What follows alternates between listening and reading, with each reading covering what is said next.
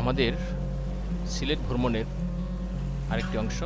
আমাদের মিজান ভাই এই ভ্রমণে গিয়েছিলেন এবং তিনি এতটাই আনন্দ পেয়েছিলেন যে তিনি নাচতেছিলেন ঠিক।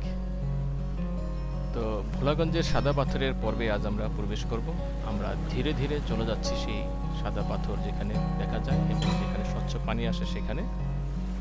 ভোলাগঞ্জ মূলত সিলেটের একটি জনপ্রিয় পর্যটন কেন্দ্র, আর এটি সিলেট শহর থেকে প্রায় 33 কিলোমিটার দূরে কোম্পানীগঞ্জ উপজেলায় অবস্থিত।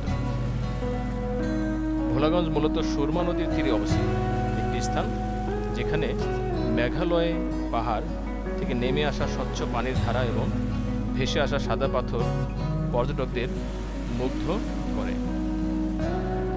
পাহাড় থেকে নেমে আসা পানির সঙ্গে ভেসে আসা সাদা সঙ্গের পাথর এই স্থানের প্রধান আকর্ষণ। পাহাড়ের দৃশ্য, চারপাশে মেঘালয়ের পাহাড়ের চমৎকার দৃশ্য উপভোগ করা যায়।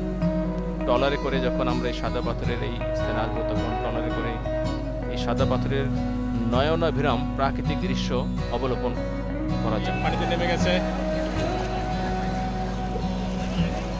ভোলাগঞ্জ সাদা পাথরের প্রধান আকর্ষণগুলোর একটি হলো এর স্বচ্ছ পানি, যা পর্যটকদের কাছে বিশেষভাবে প্রিয়।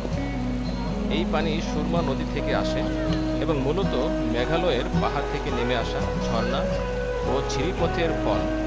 পানির স্বচ্ছতার জন্য এখানে নদীর চেয়ে নিচের পাথরগুলো স্পষ্ট করে দেখা যায়, যা জায়গাটিকে আরও মনোমুগ্ধকর করে তোলে। সাদা পাথরের অঞ্চলগুলো পানির স্বচ্ছতা এমন যে পর্যটকরা পানির নিচের পাথর, মাছ এবং অন্যান্য সামগ্রী পরিষ্কার মতো দেখতে পাচ্ছেন। চারপাশের সবুজ পাহাড়, নীল আকাশ এবং পানির স্বচ্ছতা একসঙ্গে এই জায়গাকে স্বর্গীয় করে তোলে। পানির ধারা অত্যন্ত মৃদু, যা এক প্রশান্তি এনে দেয়। অনেক পর্যটক এখানে পানির ঠান্ডা স্পর্শ উপভোগ করেন। অনেকে পানিতে নেমে ছবি তোলেন বা নৌকা ভ্রমণ করেন। স্বচ্ছ পানিতে চারপাশের প্রতিফলন এবং নিচের পাথরের দৃশ্য খুবই মনোমুগ্ধকর এবং খুবই আকর্ষণীয়।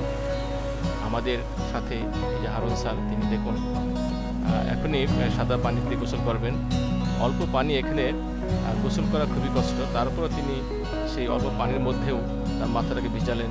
আমরাও মাথা বারবার ভিজিয়েছি, গরম লেগেছিল, তারপরও চমৎকার। চারদিকে পানির প্রবাহ, সাদা পাথর, স্বচ্ছ পানি, এক আকর্ষণীয় সৌন্দর্য, যা না দেখলে অবশ্যই মিস করবেন। অবশ্যই মন চাবে এখানে একবার হলেও ঘুরে আসি। এখানে আমাদের রফিক স্যার, মিজান স্যার সবাই এখানে খুবই আনন্দ উপভোগ করতেছিলাম। আর এই পর্বটি দেখার জন্য অবশ্যই আপনাদের ধন্যবাদ।